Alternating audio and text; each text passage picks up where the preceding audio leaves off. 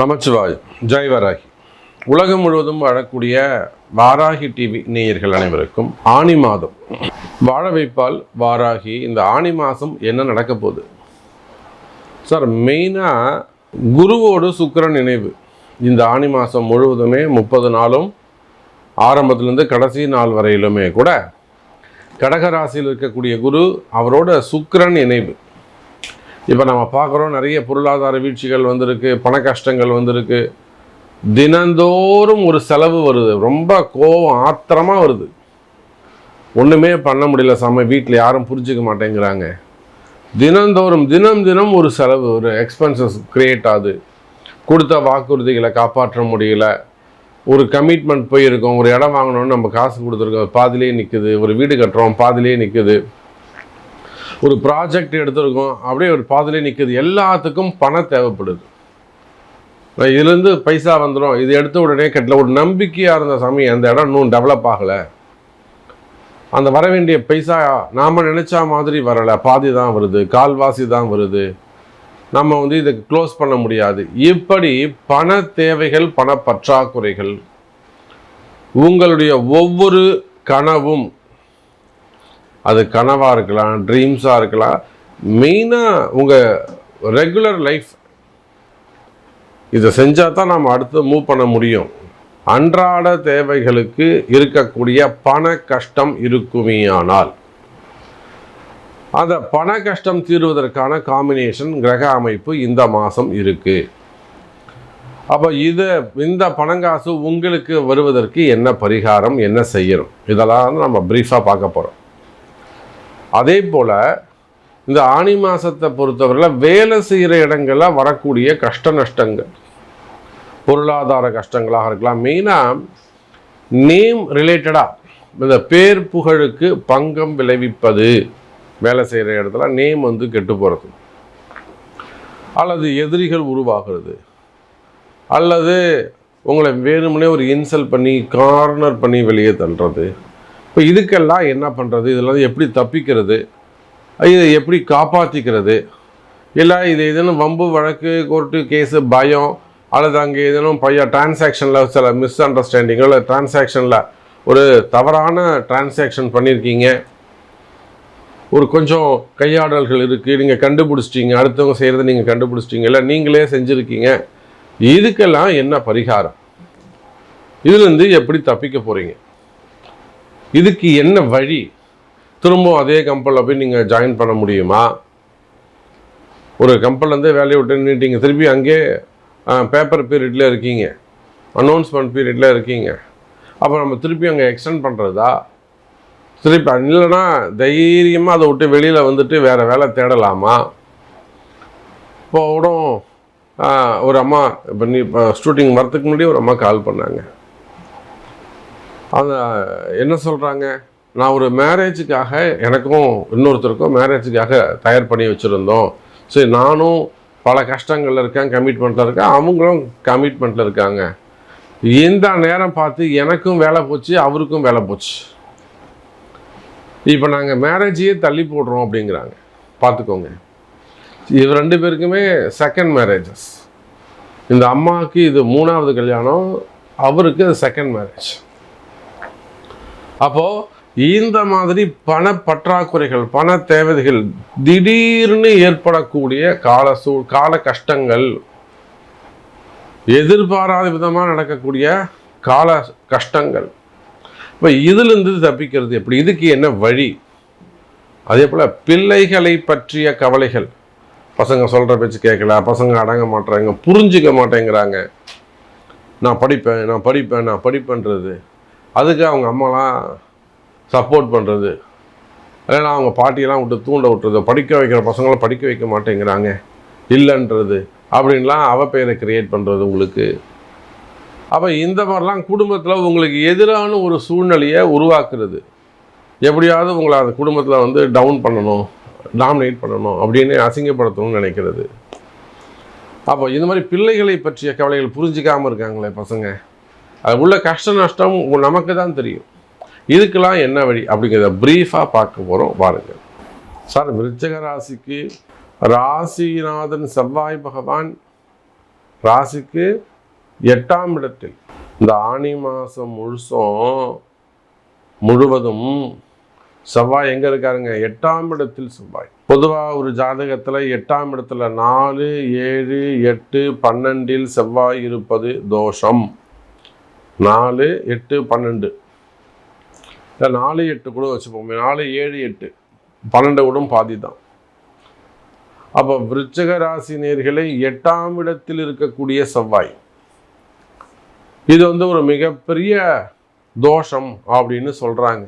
ஆனால் இந்த குருக்கு 2, 12 இருக்கக்கூடிய செவ்வாய், 9ஆம் இடமாக இருக்கக்கூடிய குரு 8ஆம் இடத்துல போய் செவ்வாய் அமைந்த காரணத்தினாலே நீங்கள் சற்றும் எதிர்பார்க்காத வகையில் நீங்க யார்கிட்ட கேட்டு கேட்டு கேட்டு பணத்தை கேட்டு கேட்டு கேட்டு நான் கேட்கவே மாட்டேன், போடா, ஏமாத்திட்டு போடா, நல்லா இருந்துட்டு போடா அப்படின்னு போறோன்னு எந்த விஷயத்தை விட்டீங்களோ அந்த திடீர் அதிர்ஷ்டம் ஏற்படும். சத்தம் கேட்டுதா? திடீர் அதிர்ஷ்டம் ஏற்படும். கவனமா இருக்கணும். காரணம் என்னன்னு கேட்டீங்கன்னா, விருச்சிக ராசி என்பர்களே, 8ஆம் இடத்தில் இருக்கக்கூடிய ராசிநாதன் செவ்வாய், அதே சமயத்தில் 7, 12 கூடிய முழு அசுபராக வரக்கூடிய சுக்கிரன், அவரும் எங்க இருக்காருங்க? 9ஆம் இடத்துல பாக்கியஸ்தானத்துல குருவோடு இணைந்திருக்கிறார். 2, 5 கூடையவன். அப்ப இந்த கிரகத்தை எல்லாம் உங்களை சொல்லி நான் குழப்ப விரும்பல, ஒரே சிங்கிள் லைன்ல சொல்றேன். அதிர்ஷ்டம் ஆரம்பம். ஒரு சில விருச்சிக ராசி அன்பர்களுக்கு நல்ல லாட்டரி யோகம் இருக்கலாம், அல்லது திடீர் அதிர்ஷ்டங்கள் ஏற்படலாம். வேற ஏதேனும் ஒரு வகையில் சாதாரணமாக உங்களுக்கு ஒரு பொருள் கிடைக்கலாம், புதையல் யோகம் மாதிரி நல்ல ஒரு யோகம் கிடைக்கலாம். அப்போ அதிர்ஷ்டமான கால நேரம் ஆரம்பம். வராத பணங்காசுகள் சேரலாம். ஏமாந்த இடத்துல இருந்து எங்களா நீங்கள் ஏமாந்தீங்களோ அந்த ஏமாந்த இடத்துல இருந்து உங்களுக்கு பணங்காசுகள் சேரலாம். வருமானங்கள் அதிகரிக்கும். கவலை வேண்டாம் விருச்சிக ராசி நேயர்களே.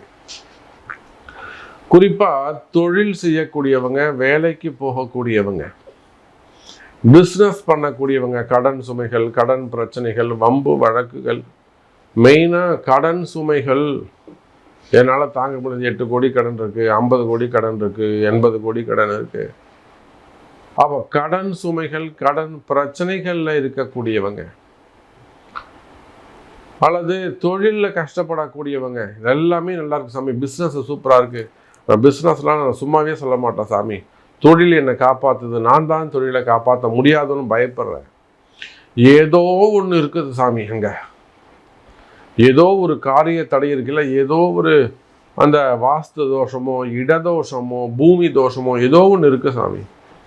கம்பெனி வியாபாரம்லாம் சூப்பராக இருக்கு, நான் குறையே சொல்ல மாட்டேன், தெய்வ சக்தி இருக்கு, ஆனால் ஏதோ ஒரு தோஷம் இருக்குதுங்க சாமி, அது எனக்கே தெரியுது அப்படின்னு சொல்லக்கூடிய விருச்சிக ராசி நேயர்களே, அந்த தோஷத்தை கண்டறிந்து விலக்குவீர்களேயானால் அது குடியிருக்கக்கூடிய வீடாக இருக்கலாம், அல்லது தொழில் செய்யக்கூடிய இடமாக இருக்கலாம், பிஸ்னஸ் சென்டராக இருக்கலாம், இடதோஷமாக இருக்கலாம், பூமி தோஷமாக இருக்கலாம், அப்போ அல்லது கடைசியா வாஸ்து தோஷமாக இருக்கலாம், அல்லது உங்க ஜாதக அமைப்பின்படி அந்த இடம் ராசிமான தோஷமாக இருக்கலாம்.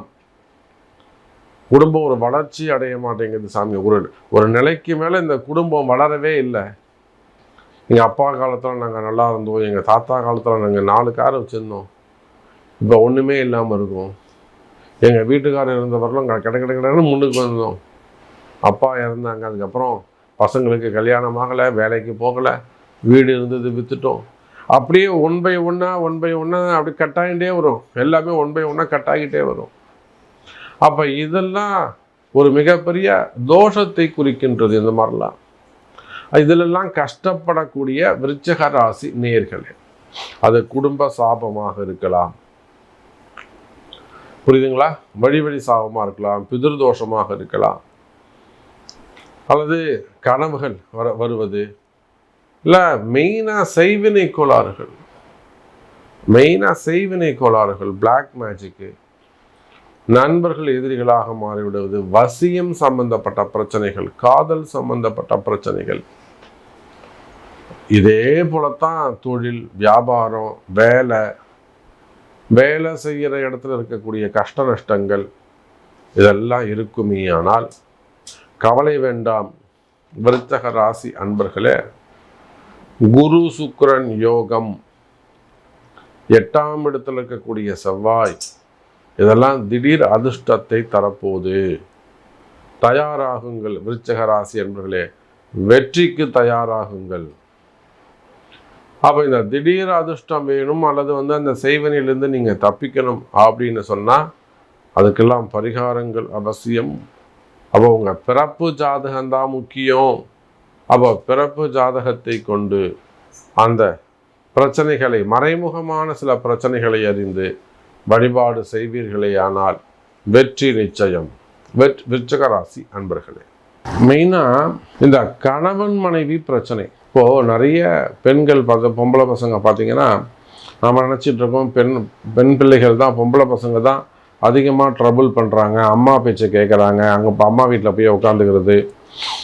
குறிப்பாக பெண்களுடைய அம்மா நீ போய் நல்லா, நான் எப்படி எங்கள் வீட்டுக்காரோட இருக்கணும், நீ போய் உன் வீட்டுக்காரோட இருன்னு சொல்கிறது கிடையாது. சுயநலம், பொண்ணு நம்ம கூடயே இருக்கட்டும்னு நினைக்கிறது.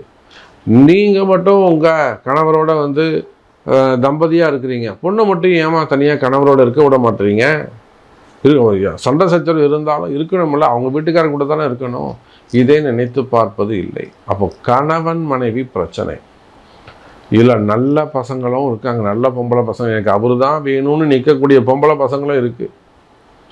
அப்படியே இன்னொரு சைடு பார்த்தீங்கன்னா ஆம்பளை பசங்க அடம்பிடிக்கக்கூடியவங்களாக இருப்பாங்க, அம்மா பேச்சு கேட்கக்கூடியவங்களாக இருப்பாங்க. அண்ணன் முக்கியம், தம்பி முக்கியம், அக்கா முக்கியம்னு பொண்டாட்டியை ட்ரபுள் பண்ணக்கூடியவங்களும் இருப்பாங்க. அப்போ 2 பக்கமும் பிரச்சனை இருக்குது. அப்போ எனக்கு எப்படியாவது வாழ்க்கையை சேர்த்து வைக்கணும் சாமி, நான் வாராகியை நம்பி வந்திருக்கேன், எனக்கு எல்லாமே வாராகி தான், வாழ வைப்பால் வாராகி. அப்போ குறிப்பாக இந்த ஜூன் மாதத்தில் கணவன் மனைவி பிரச்சனைகள் இருக்குமே. ஆனது வசியமாக இருக்கலாம், வேறு தொடர்புகளாக இருக்கலாம். நல்லவர் சாமி அவர், ஆனால் எனக்கு அவர் தான் வேணும். ஒரு குழந்தை கேட்குது, ஒரு 30 வயசு பொண்ணு என்கிட்ட கேட்குது, சாமி நல்லவர் சாமி, என்னை வேணான்னு சொல்லிட்டாரு, என் நம்பரை பிளாக் பண்ணிட்டாரு, பேசாதன்னு சொல்லிட்டாரு, எங்கள் மாமனார் ஏமா அவனுக்கு ஃபோன் பண்ணேன்னு சொல்லி என் தகராறு பண்ணுறாரு, ஆனாலும் எங்கள் வீட்டுக்காரர் நல்லவர், அவர் தான் எனக்கு வேணும்னு ஒரு குழந்தை கேட்குது. அப்போ குடும்ப பிரச்சனைகள் இருக்குமே, ஆனால் அதற்கெல்லாம் தீர்வு உண்டு. எப்போ அந்த தீர்வு கிடைக்கும், எப்போ இந்த பிரச்சனை தீரும், எப்போ சாமி நாங்கள் சேருவோம் அப்படிங்கிற கேள்விகளோடு வருவீர்களே ஆனால், நாங்கள் பிரிஞ்சிட்டோம் சாமி, எங்கள் எப்படியாவது சேர்த்து வைக்கணும், கோர்ட் இருக்குது, கேஸ் இருக்குது, வம்பு வழக்கு இருக்குது, எனக்கு அதெல்லாம் கேன்சல் பண்ணிவிட்டு என் பொண்டாட்டி எனக்கு வந்துடணும். பிரிந்த உறவுகள், அது காதலாக இருக்கலாம், காதல் ஏமாற்றமாக இருக்கலாம், காதல் திருமணமாக இருக்கலாம், செகண்ட் மேரேஜஸாக இருக்கலாம். பிரிந்த கணவன் மனைவிகள் ஒன்று சேரக்கூடிய வாய்ப்பு உண்டு. வாழ வைப்பால் வாராகி, பரிகாரங்கள் கை கொடுக்கும். உங்களுடைய பிறப்பு ஜாதகம் பேசும். எனதருமை வாழ வைப்பால் வாராகி. மீண்டும் வேறொரு அற்புதமான பதிவில் உங்களை சந்திக்கிறேன். நன்றி, நமச்சிவாயம். ஜெய் வராகி.